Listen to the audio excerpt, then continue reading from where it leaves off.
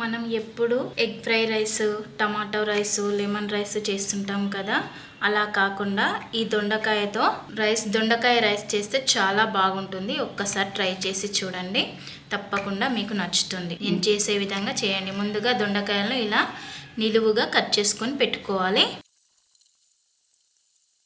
ఒక ఆనియన్, 4 పచ్చిమిర్చి కావాలి, ఇవి కూడా కట్ చేసుకుందాం.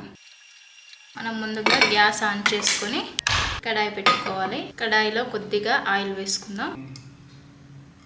ముందుగా కట్ చేసి పెట్టుకున్న ఈ దొండకాయ పీసెస్లన్నీ వేగించుకుందాం.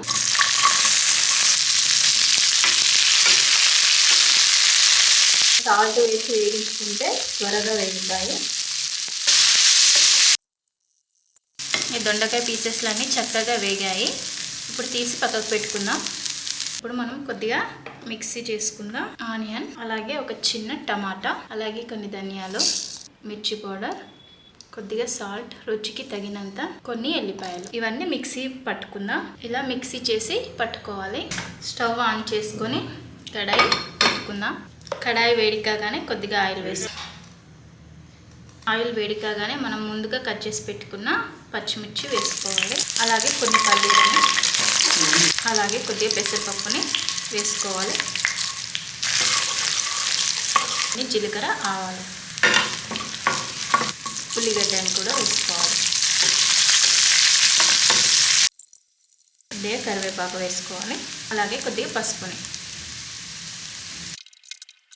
మనం ముందుగా మిక్సీ చేసి పట్టుకున్న టమాటా, ఆనియన్ని వేసుకోవాలి.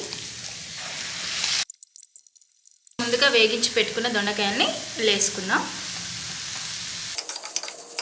ఇప్పుడు మనం రైస్ని ఇందులో వేసి కలుపుకోవాలి.